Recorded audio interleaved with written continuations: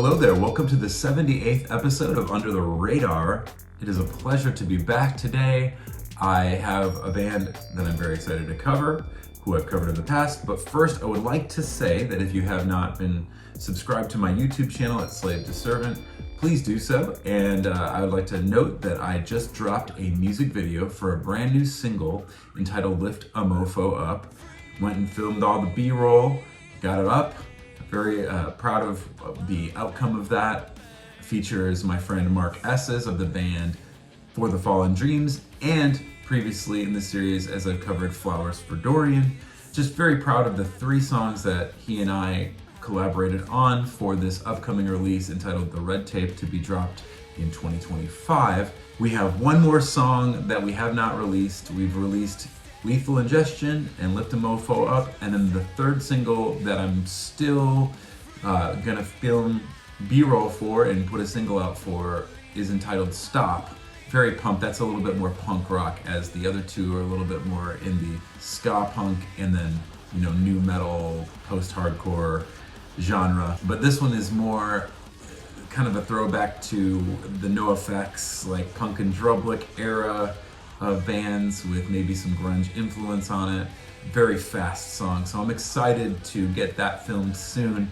But in the meantime, please go on Spotify and listen to Lift a Mofo Up and Lethal Ingestion. You can also get those songs on the Bandcamp page, and then any other digital streaming services that you'd like to check out. I have the music videos on the YouTube channel, as I mentioned before.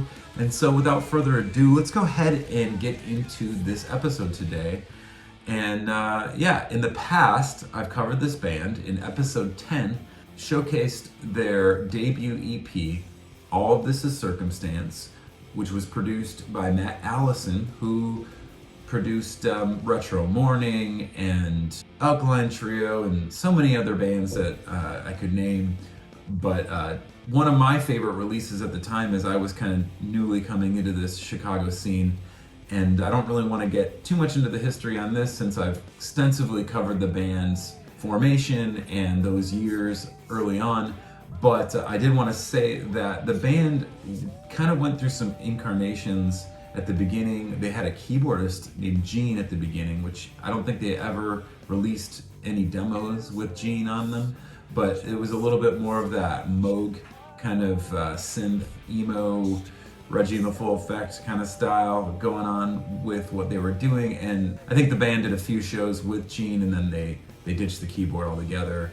And anyhow, the incarnation that I'm going to be covering today are members that were not on this EP. So as I covered in episode 10, there was a band called Preston featuring MJ Grant on guitar, and he joined this band, as well as Alan Cardenas of the band The Inside. Alan used to throw basement shows in Chicago, and I remember Midwest Blue playing one of those shows long ago. But the addition of both Alan and MJ really solidified a change of the guard in style and motif of the band. And I think this was solidified by 2003, and I want to say 2004, yeah, it must have been 2004, the band went back into Matt Allison and recorded a 3-song EP. Now, these songs, I felt like the quality of them just didn't, I don't know if it wasn't as good as All of This Is Circumstance, but it felt more demo-like than it did polished to me. And I started to notice that with some of the bands that were going to Matt Allison at the time as well. I think I mentioned that about the Red Hot Valentine songs on the split with Retro Morning. My point is that in 2004, the band went out on tour with their new lineup, and they made these CDRs. I actually remember Kirk coming to Kinko's, and he had me print these covers up for him when I was working in Crystal Lake at the Kinko's. So there were 3 new songs, as I said, on here. As I've said before in episode 10, they had a little bit more of a math rock, indie rock, emo sound, and like bands like Hey Mercedes come to mind, and Braid and stuff like that, in addition to other, maybe hardcore influences as well. I have not seen any of this EP online anywhere, and so I wanted to make sure that before I get into the band's second full length, which is today's release, I'd like to cover a couple songs off of here to document the transition into today's release channels. So we're gonna go ahead and just start this off with the opening track on the demo, a song called The Evening Forecast.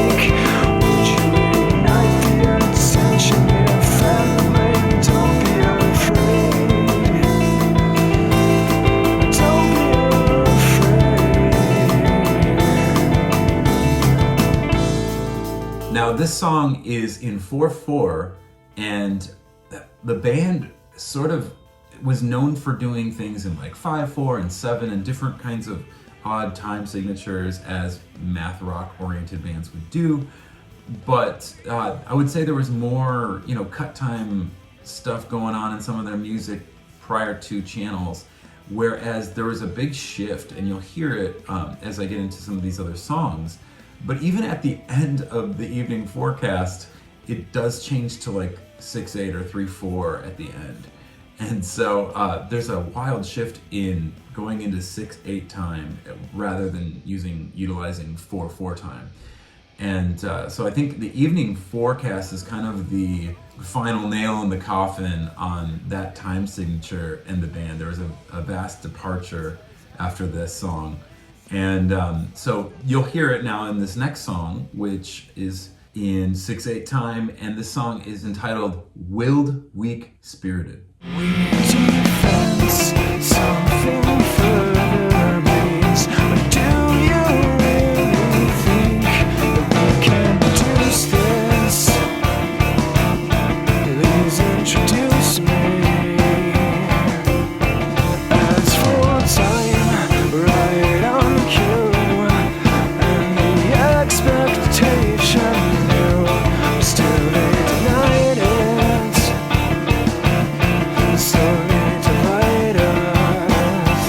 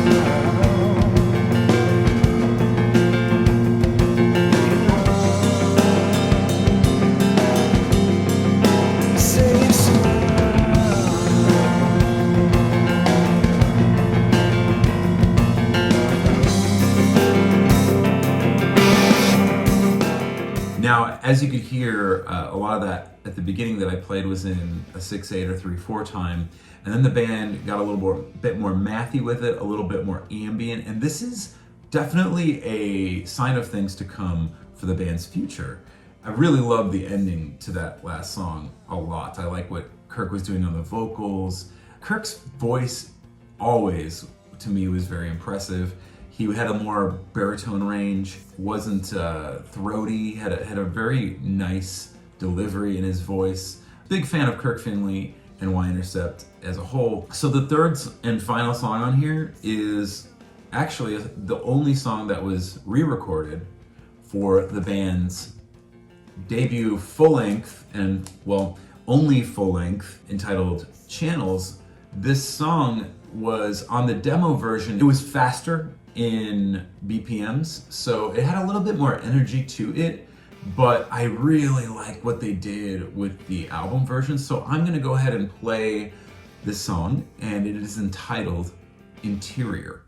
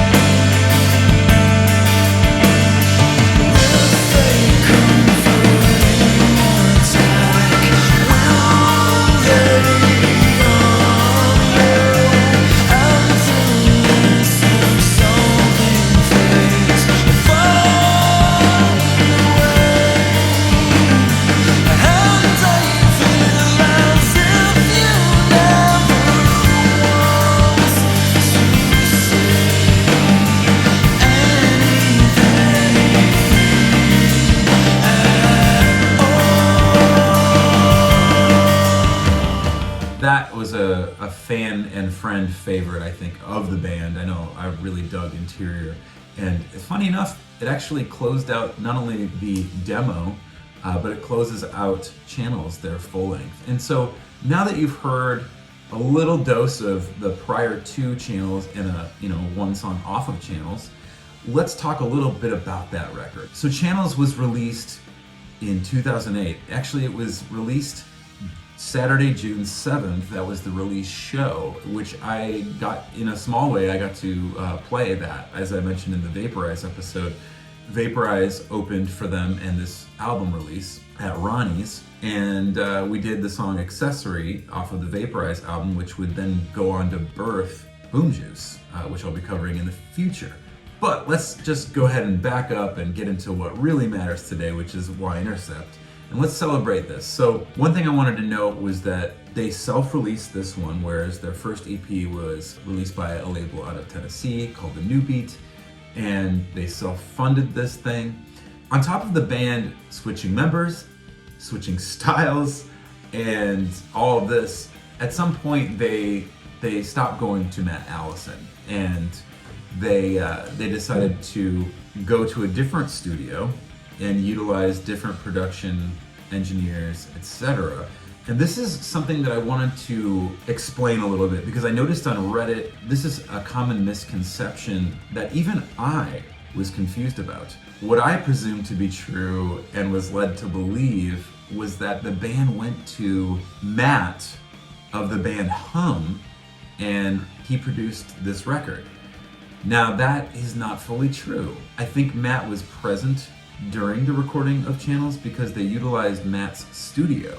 And so this is the full truth, just for the people on Reddit, and even I had to get a little bit of clarification yesterday when I was talking to my friend David T. Cohen, aka Vaporize.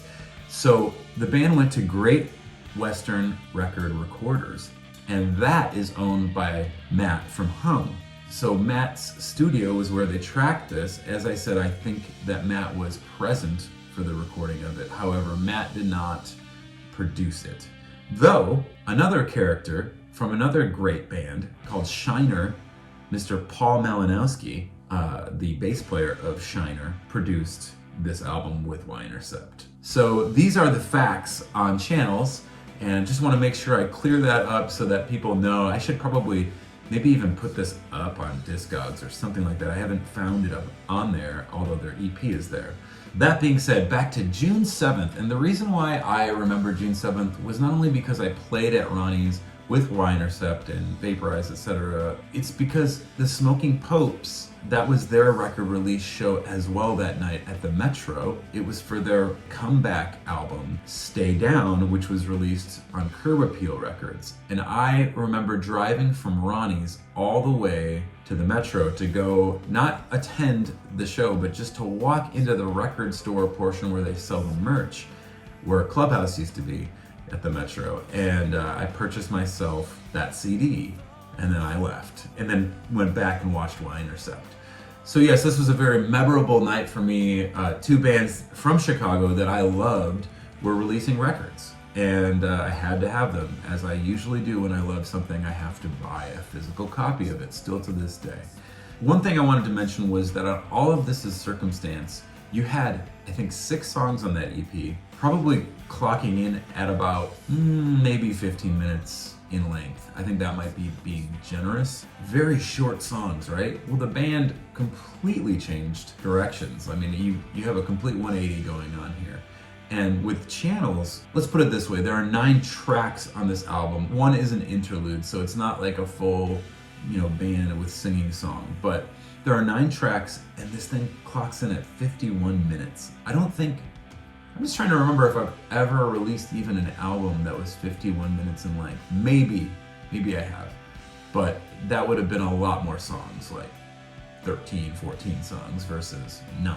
So definitely a case of reinvention 101, as I've said many times before, and I will continue to talk about in this series of reinventing oneself. Backing up just a moment before we get into some more songs off of Channels. I've said this before, I used to go watch the band all the time at the Fireside Bowl and different venues all around Chicago and the surrounding suburbs. One of my favorite bands, definitely played with them probably more than any other band that I've ever played with in multiple bands that I've been in. I remember going to see them their first time playing the House of Blues. They played, I believe they opened for Head PE, and I wouldn't say they got booed off of stage necessarily. I mean, they definitely played through their set, but the Head PE fans were not kind to them. They were throwing lighters at them, and I remember Kirk kind of making jokes about the lighters and whatnot. And then there was another time that Why Intercept got to open, which I didn't get to go see, but I know they opened for Stained at the House of Blues. And these are kinds of bands that aren't at all bands that would, like Why Intercept would really entangle with in a seamless way. Nonetheless, it was cool for them to get that exposure. MJ worked at the House of Blues. He did sound there and lights and stuff like that, I believe. And sometime during, I want to say it was during the release or maybe a little after the release of this record, MJ went on to be the lighting technician and lighting guy for the Black Keys in their busiest era, I think, their most successful commercially as artists, and would tour with them doing lights and all that kind of stuff. But anyway, let's go ahead and get into the rest of this Channels record. I would like to say that the other influences, like you could kind of hear on the EP, the tour EP that I was playing, there's some like At the Drive-In going on. Not that that's not still there, but it just became a lot more ambient. There was distortion here and there, but it was a lot more melodic, I think. And like I said, there's a shift in time signature. If your typical record that has variety on it, if there are 10 songs on a record and they decide to have like one in 3/4 or 6/8, usually the rest of them are in 4/4. This record largely is in 6/8 time. Like almost every song is in that kind of 6/8 mixed with a waltz with polyrhythms and other math signatures that are a little untypical. Very little 4/4 going on. And even the 4/4 that is here, there's like a swing to it or something. So definitely kudos to these guys for completely flipping things on its side and doing things differently. Always was a fan of that aspect of Channels. So let's go ahead and get into another song off this record. This is the opening song entitled Exit Signs.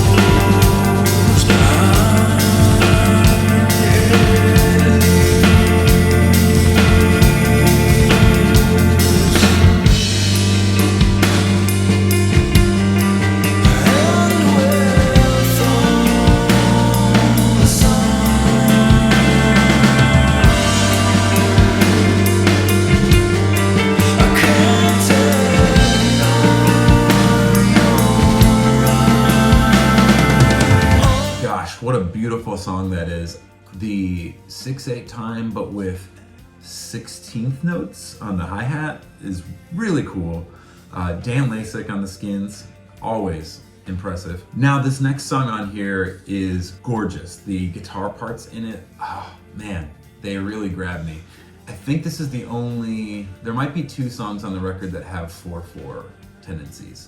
This one does have some 4/4 going on, but it still transitions at the end into like a 3/4/6/8 time signature. So let's go ahead and play this one. This song is entitled So We Sound.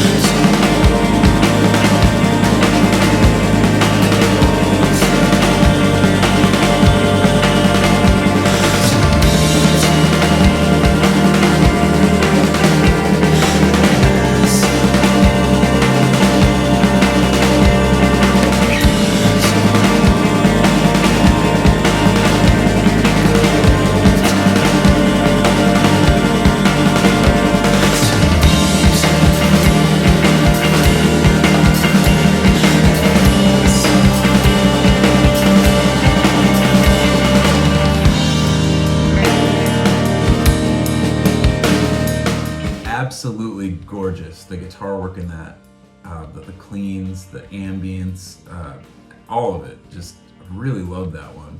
It almost reminded me of some of the music that I hear in the anime series Death Note. Some of that like instrumental background music while Light Yagami is doing his thing with his notebook. If you've ever seen that, for the anime nerds out there. But like I said, the 3/4 transition, the 6/8 transition, they just couldn't get away from it, even in a song that was in 4/4 initially. Now, the only other song on here that has a 4/4 time signature still has like kind of a swing to it. I would say this one sticks out like a sore thumb on the record. It's got a little swinginess to it, but it's also just, the chords are a little bit more like a Pink Floyd song or something. It reminds me of something off Dark Side of the Moon. And it's sort of, you know, for the hippies out there, I mean, this song is entitled Flower Child.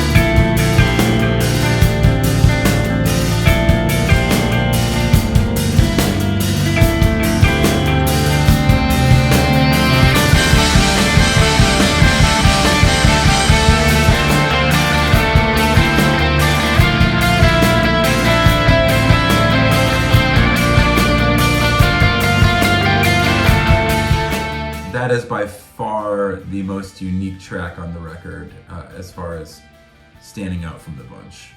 Not my favorite, but again, kudos to Why Intercept for doing something different. So I'm gonna play one last song on here. This song, I feel, just encapsulates the many sounds of Why Intercept, the math rock, odd time signature going on the guitar work of MJ and Alan. Just really like this song. Yeah, without further ado, let's go ahead and play this one. It's entitled Half-Hearted Living.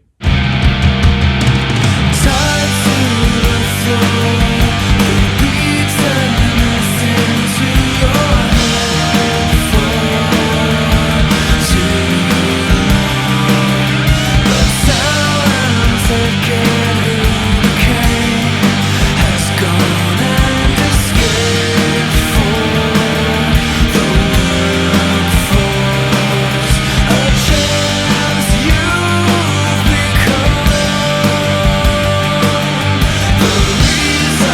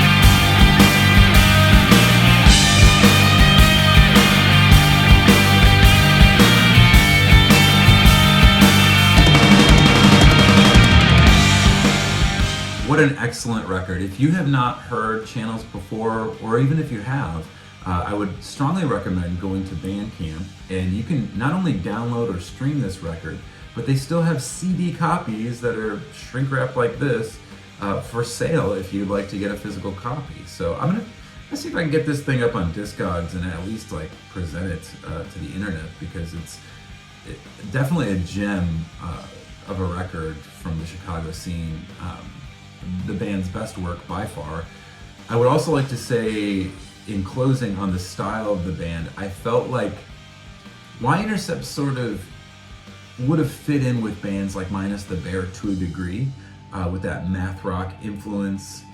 When I listen to some of these songs, I can't help but just feel the vibe of Minus the Bear's Infinity Overhead record. The tones, the guitar, a lot of it reminds me of that, minus the keyboard, minus the singing, and other Minus the Bear elements that are there. But I feel like if you ever listen to the song Infinity Overhead by Minus the Bear, I think you'll hear a lot of similarities. I mean, you could chalk it up to a lot of different things, but I mean, one, obviously we know that Hum is a big influence on this band. Hum is a big influence on Minus the Bear.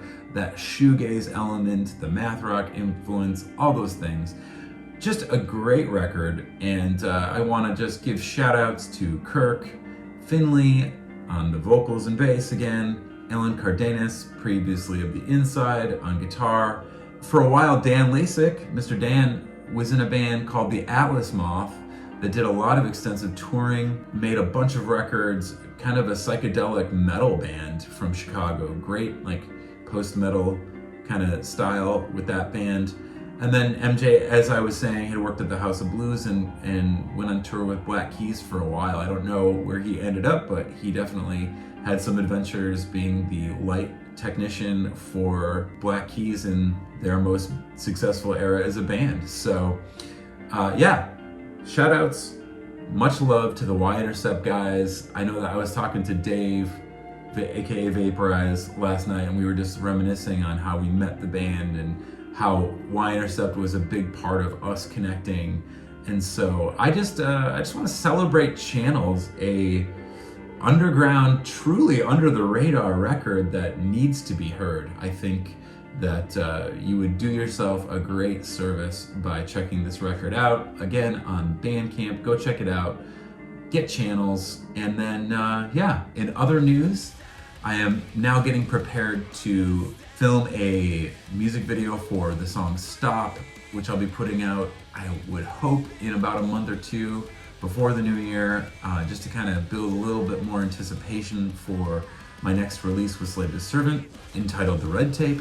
So doing that and trying to finish up the dialogue for the mixtape, and hopefully I'll have that thing ready in 2025 by mid-year, I would hope by summer.